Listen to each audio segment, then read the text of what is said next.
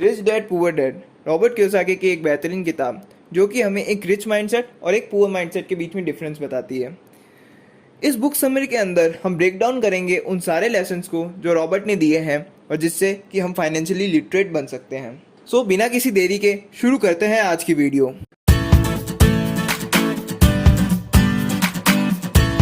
Robert की life में दो फादर फिगर थे जिनमें से एक को वो रिच डैड बुलाते थे और एक को पुअर डैड।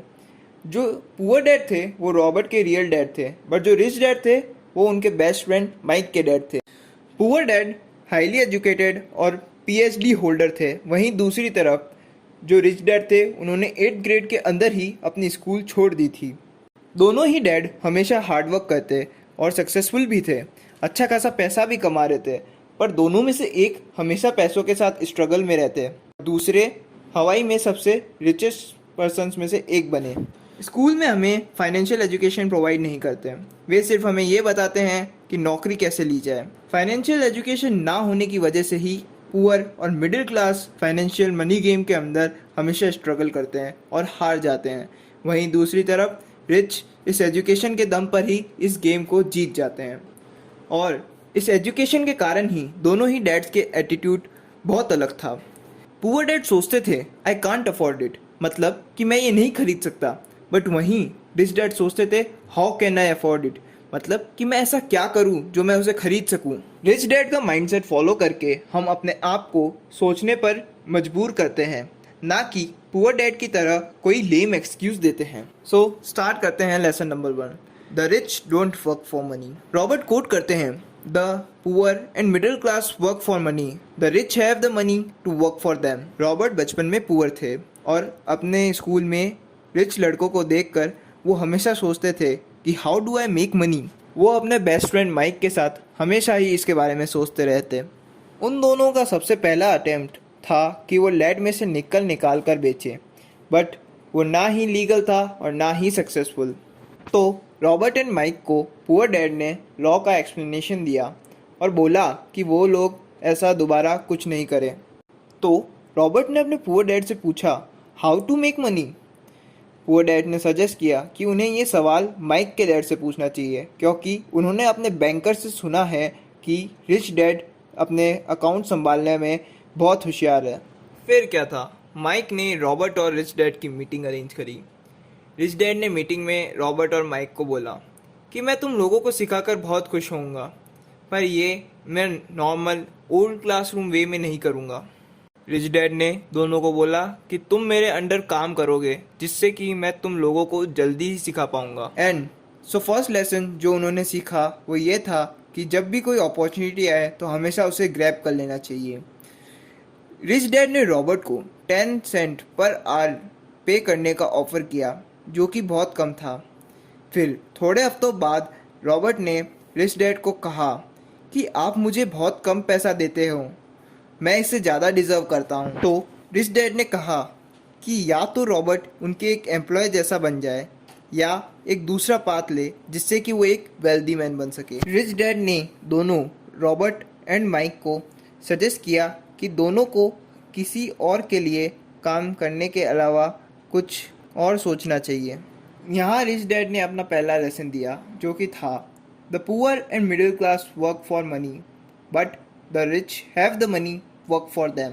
रिच डैड ने यह भी बोला कि वो खुश हुए कि रॉबर्ट गुस्सा हुए, क्योंकि एंगर और किसी चीज़ के लिए प्यार ही तो पैशन बनाता है। रिच डैड ने यह भी बताया कि डर ही वो वजह है जिसके कारण लोग जॉब करते हैं। उन्हें डर होता है कि क्या वो अपने बिल्स पे कर पाएंगे कि नहीं, उन्हें डर होता है कि कहीं वो जॉब से निकाल तो नहीं दिए जाएंगे, और उन्हें डर रहता है कि क्या उनके पास इनफ पैसे बचेंगे कि नहीं। जब रॉबर्ट 9 साल के थे तो उन्हें पहली बार टैक्सेस के बारे में पता चला। रॉबर्ट ने सीखा कि किस तरह एक एम्प्लॉय की सैलरी का बहुत बड़ा हिस्सा टैक्स में चला जाता है और किस तरह रिच न के बराबर टैक्स पे करते हैं, बल्कि वो एक एम्प्लॉय से बहुत ज़्यादा अर्न करते हैं। एग्जाम्पल के लिए वॉरेन बफेट की सेक्रेटरी उनसे ज़्यादा टैक्स पे करती हैं। तो अपने पहले लेसन से सीख लेते हुए रॉबर्ट रिच डैड के लिए फ्री में ही काम करने लगे। एक बार तो रिच डैड ने टेस्ट करने के लिए दोनों ही बच्चों को $5 पर आवर तक का ऑफ़र कर दिया था, बट रॉबर्ट और माइक दोनों ने ही मना कर दिया।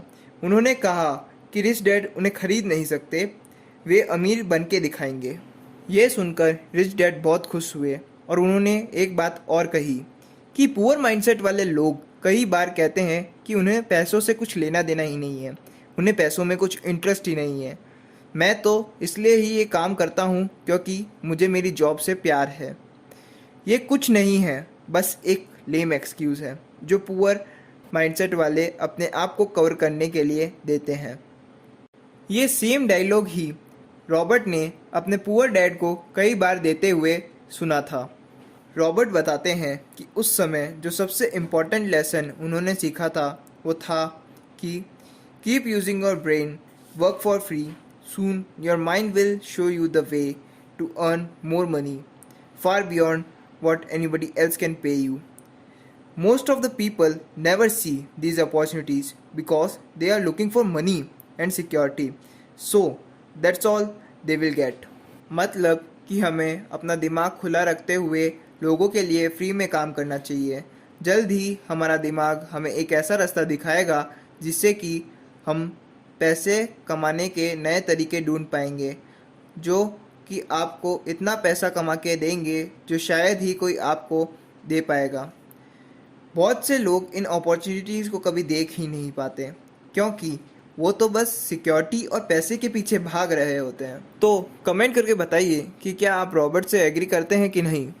Lesson number 2, why teach financial literacy. It's not how much you make, it's how much you keep matters the most. Robert ने इस सेक्शन में एक सिंपल स्टोरी शेयर की है। 1923 शिकागो में ग्रेटेस्ट लीडर्स और रिचेस्ट बिजनेसमैन की एक मीटिंग हुई थी और इसी मीटिंग के 25 साल बाद में ही इनमें से 9 जनों ने अपनी लाइफ एंड कर ली। 4 जने बैंकरप्ट होकर मर गए, एक बंदा पागल हो गया, 2 जनों को जेल हो गई और 2 जनों ने सुसाइड कर लिया। ऐसा इसलिए हुआ क्योंकि 1929 में स्टॉक मार्केट क्रैश हुआ और ग्रेट डिप्रेशन आ गया था।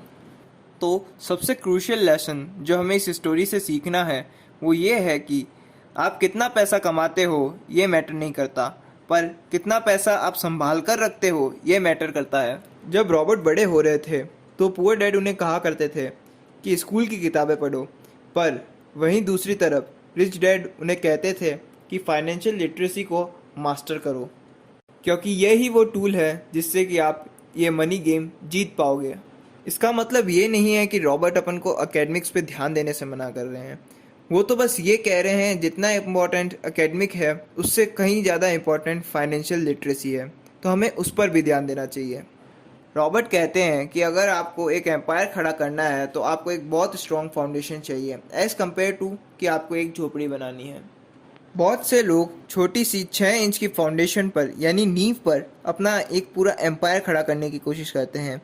तो ये तो मुझे भी पता है और आपको भी कि कितनी देर ये एम्पायर टिका रहेगा। इसीलिए रॉबर्ट कहते हैं कि अगर आपने रिच बनना है और रहना है तो आपको अकाउंटिंग जैसे सब्जेक्ट्स को सीखना बहुत ज़रूरी है।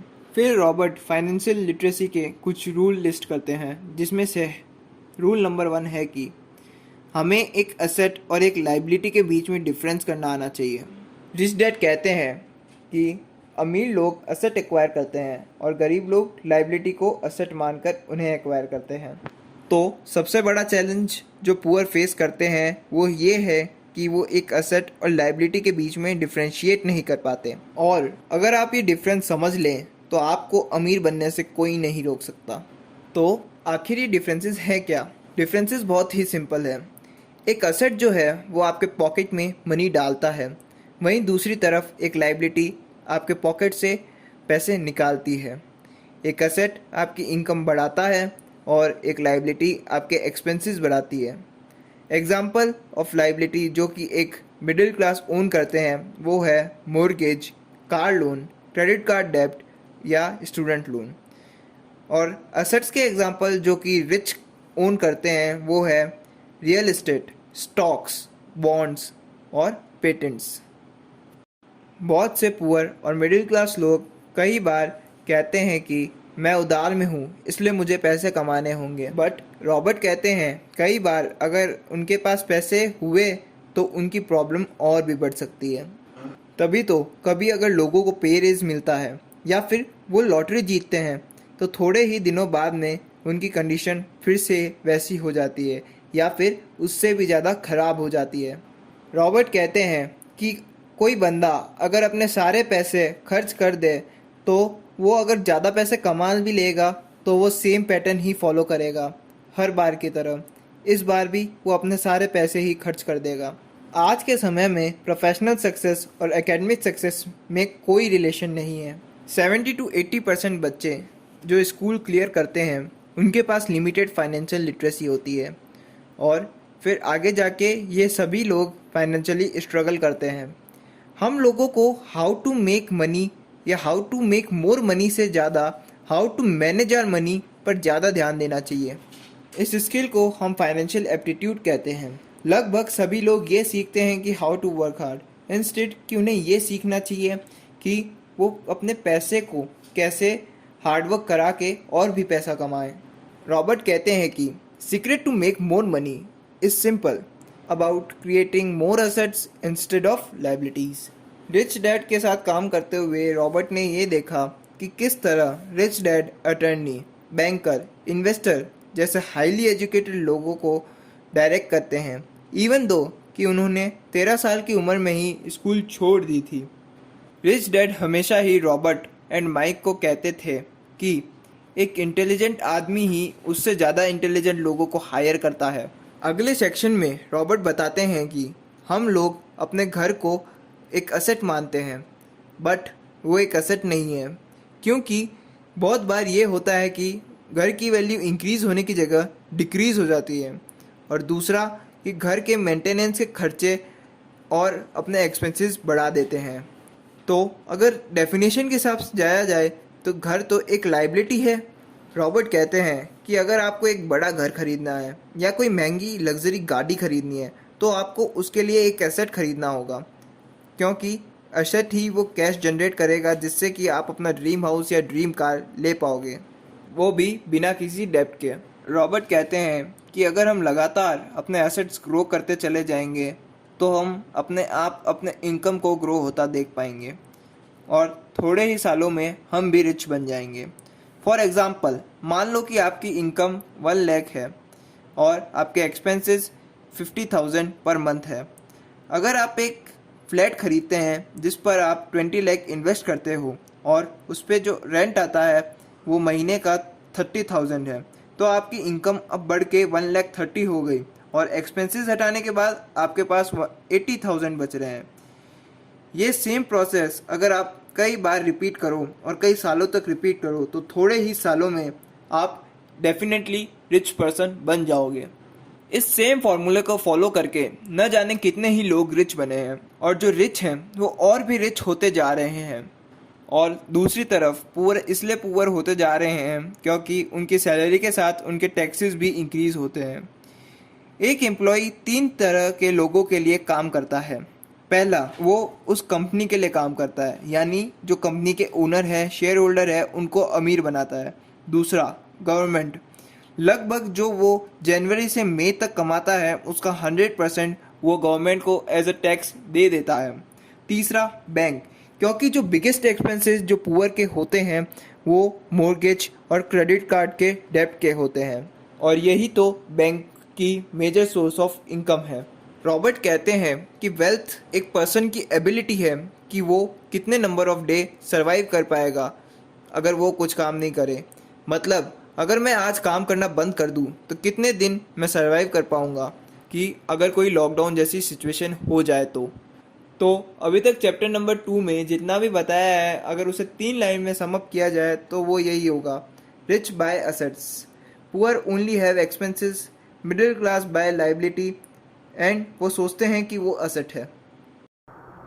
इस वीडियो में मैं इस वंडरफुल बुक के सिर्फ 2 ही लेसन कवर कर पाया हूँ, बट अगर आपको और भी लेसन चाहिए तो जल्दी से इस वीडियो को लाइक करें। टारगेट रखते हैं 100 लाइक का। चैनल को सब्सक्राइब करें और ज़रूर बताइए कि अगली बार आप कौन सी बुक की समरी सुनना पसंद करेंगे। तब तक के लिए पीस आउट।